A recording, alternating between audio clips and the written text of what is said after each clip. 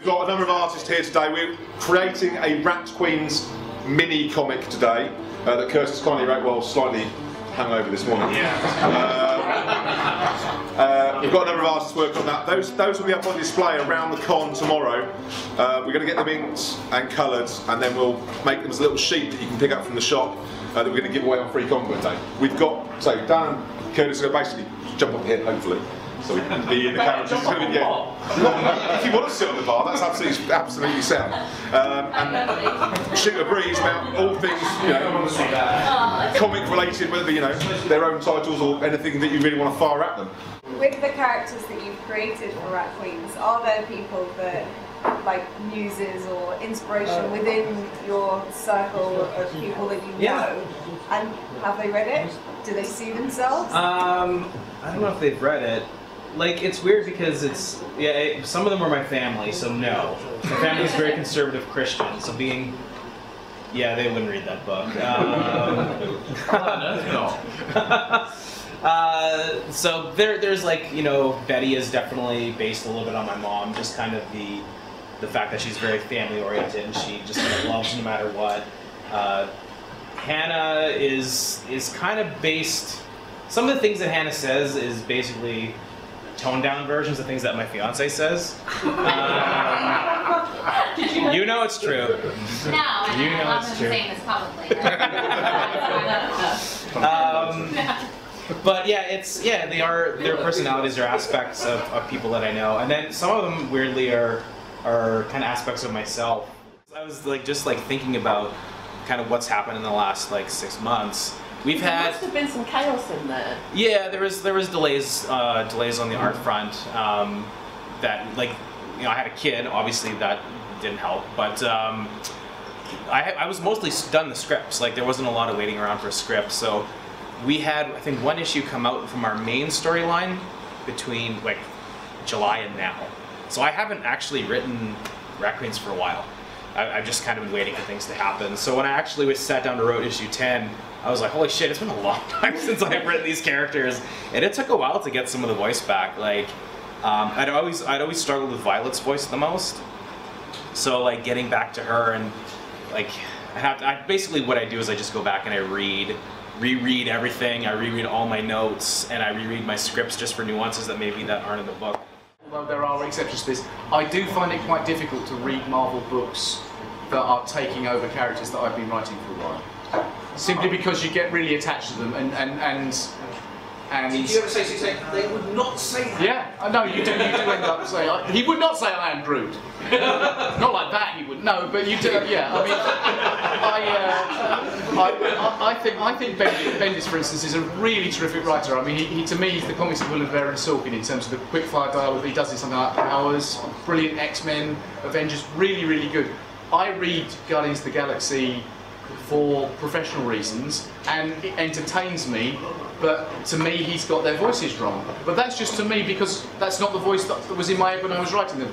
And you know, so it's just quite difficult to read something when you've been attached to it. Were you a big D&D player when you were younger? It's very much a part of my life. I find it's a really great way for me to rejuvenate creatively because there's not a lot of pressure there, I guess, to, I always run stories I can never be a player, because as soon as I'm a player, I try to take over telling the story. I'm a real asshole that way. So I just run the game, but I find it's just a really great community storytelling experience, and so I like to play at least every few weeks just to tell a story that is, driven with your friend. If you've written something, someone's taken over and you thought, they've actually got that exactly the same way I did. Has anyone ever been able to do that? Yeah, but it depends. Yes, generally speaking, they do. That does. The thing is that when I squirm slightly because the book's been handed over to somebody else, it's not because there's anything wrong with the book. It's just thinking, oh, I'm not writing anymore. You know. Do you think they've really got the same mindset I have? Yeah, that again. Writing novels, I've written loads and loads of Horus Heresy, Games Workshop novels. And when we did the Horus Heresy, it became a team effort because all the writers got involved and we took it in turns and we passed the novels around. And I was astonished then how the characters move seamlessly between novels without it feeling like you know, Graham or whatever hadn't got the voice of it right, or I pick up, you know. So it works really well. And I never felt, and maybe because it was a movie, but I never felt that the Guardians in the movie were out of character, as it were. Rat Queens was going to be a. I originally was going to kickstart it and just do it on my own. I don't know why I thought that, the plan was to actually kind of make it a teen-rated book, so they wouldn't have there wouldn't be any swearing, the violence would have been toned down. And then when Image picked it up, had a long conversation with Rock about like how far we wanted to go with the swearing and stuff like that. I'm really glad we went the direction we did. It's something I've been wanting. I did horror with Green Wake and I really enjoyed it. Horror is something that is always a very personal thing that I need to write about. Green Wake was all about my divorce and like the loss of a relationship and, you know, kind of the death of a marriage and working through all the anger and stuff. So it's horror is that for me, like facing the things that make me feel just like deep emotion, facing those things and putting that. I mean, Green Wake was that savior for me. It was a place that I could channel all that energy. So Pisces is a lot about what's happened since then and looking back at all these really terrible choices that I made for a long time until I learned something about myself. And so it's looking back at those things and writing about them and facing them about myself and putting it in the story. So I don't know, do you horror, is that kind of thing for you too, where it's a personal... Yeah, I haven't written as much horror as I'd like to, but I certainly think the best horror comes from that kind of creative impulse too. Yeah, it's not about the things it obviously seems to be about. It's right. Underlies that. Yeah. There are obvious basic technical differences, like writing full script or writing the Marvel method, which is, are you familiar with the difference between the two? Yeah. I mean, that's a very basic way, and sometimes those things are determined by how fast something needs to be delivered, or again, artist preference and stuff like that. But in a much more fundamental way, working on a mainstream book for, say, Marvel will basically involve the editor getting in touch and saying, we would like a story about this that covers this number of issues, and you know, it's going to be drawn by this person. And you basically, they give you a lovely target area, and you aim for that and design that. So you're sort of being led, and like most licensed work, it's something I've done for a long time, and I actually really like being given a very, very specific target to hit, because it tends to focus those ideas, and you get exactly what you want. To me, the extraordinary freedom of writing, create your own comic or novel or something like that, is to do the very opposite thing. Is to I guess, creatively speaking, blunder around for a while to see what will fit together, so I can build my own target. And that might be quite a long process of picking things up and going, no, that's not going to work, but how can I get that in? I've no idea. And then fitting it together. And again, with all the creative, I mean, most of the stuff I've done recently has been with Ian Culbard, the artist Ian Culbard, who is a terrific guy, and he's incredibly inventive in his own right. And indeed writes and draws his own adaptations of, he adapts graphic novel versions of Lovecraft. He's just done a brilliant book called Celeste, which I thoroughly recommend you go and get. Beautifully done, and it's a great story that he wrote himself. So he and I tend to start off by simply getting on the phone and saying, For hours, what shall we do next? And then we will have what we call an omelette session, where we simply break lots of eggs, metaphorically speaking, until we've got something that we think is worth pitching. And then that goes in, and once that has been received, so Wild's End is a really good example of that. It's a case of, what does he like drawing, what's he interested in drawing, what's he good at drawing, what sort of things should we leave out that he has no interest in, so it's a matter of tailoring it.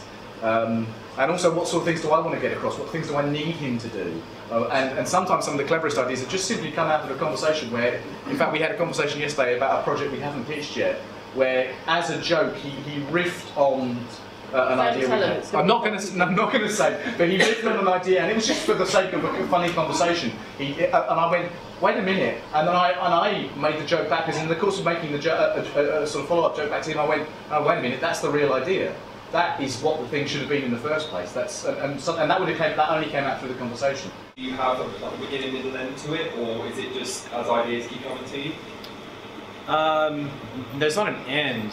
There's an arc that I've been planning for since issue 1, in regards to like how the cast of characters works as far as the Rat Queens themselves, which will basically by the end of this. So the next arc starts in May, I think. Yeah, May, and it's another 5 issue, and it's called Demons. And so we're basically going to be it's going to be a little bit more serious. There's still going to be comedy in it, but yeah, it's something I've been planning since day one, and it's going to change the nature of the Rat Queens at the end of it. But after that, it's kind of, I've written a lot of plots that I can go anywhere with. So, you know, I have about 3 more arcs, just kind of ideas for them. But yeah, no real end planned. I mean, do you find that the more you write, the more you get, you'll sort of be towards the end of an arc, and you'll sort of go, oh, wait a minute, I've just added a new arc, or possibility of an arc to something. Right? Yeah, or something can become something that's really minor, can be something bigger. Like even the Braga one-shot was really born out of the idea where she jumps down and those 2 orcs call her the bastard. And so I already knew, you know, I kind of knew her background a little bit. Like I knew where she came from, and like knew she was trans, but I hadn't fleshed it out fully. But that was something that when I thought about doing a one-shot to buy some time, it was like, oh, I can use that one little nugget that it was just kind of a throwaway, that I'm like, I can use that later if it comes up, that I could turn it into something bigger. So there's a lot of those things sprinkled in the book, like already, that you know, you can see if you read back, you'll see things that we hinted at, like in issue 2 that'll come out in like issue 15 or whatever. Yeah, and actually there's an interesting, Stephen, he did some sketches, obviously, when I asked if he would come on to take over the art duties, and he sent me this one sketch of Hannah, that when you see it at the end of issue 10, it'll make sense, but I was like, I never thought of that, and that's fucking cool. So he actually brought something, like he just like, hey, what do you think about this? And I really like that. And actually it's going to change, it changed her character a little bit, the direction I'm going to go with her in the next arc. It just minorly, but it was kind of cool because, you know, he came on and he's read the comic and he liked the comic, but he's still bringing a little bit of his own personality into it, which is really cool. And shares his stuff with Nick. Do you ever share any of your stuff with Shannon, like, when you're My ideas? writing? Yeah, or like any of your writing that you do? Yeah, well, sometimes I do. Like, I'll like run ideas past you about, like, for instance, I was planning the Demons arc for Rat Queens, and I had an idea for Betty. There's going to be a really big reveal of her character, and I ran it by Shannon just to see if she thought it would fit the world and stuff like that. Because she reads, but she also, like, I bounce my ideas off of you, and you have a general sense of what I want to accomplish with the book. So you're always a good sounding board, because you're like, that might not quite fit with what you've told me you're trying to do. So it's just good to have a second opinion. You mentioned Miss Marvel there. I think that's a really, really good example. I was having a conversation recently. Miss Marvel obviously is a long-standing superhero in the Marvel Universe. She has always been, Carol Danvers has been many, many different things, but Carol Danvers has always been 6 foot tall, Amazonian and blonde. And that is simply the way whether she was Binary or Miss Marvel or Warbird or whatever else she was, she always looked like that. And what they've done with her now is I think, an extremely good comic, extremely well drawn. They've given her a more modest costume, and the sort of Kree helmet and all this kind of stuff. She still looks like a superhero. There's no getting away from the fact she was a superhero, but she is not the sort of boob window character that she used to be. And it's being written extremely well, and it's a superb comic. A friend of mine had a conversation with a female academic who was really interested in comics but knew nothing about comics, and was asking about the presentation of women, and said, and of course, a great example at the moment is Miss Marvel, because it's been written by a woman, and look, they've completely reinvented the way, they made it much more acceptable, and showed this woman a copy of the latest issue of Miss Marvel, and she just laughed, because from a comic literate point of view, for people who read comics on a regular basis, that change in the way Miss Marvel has been presented is quite a big step.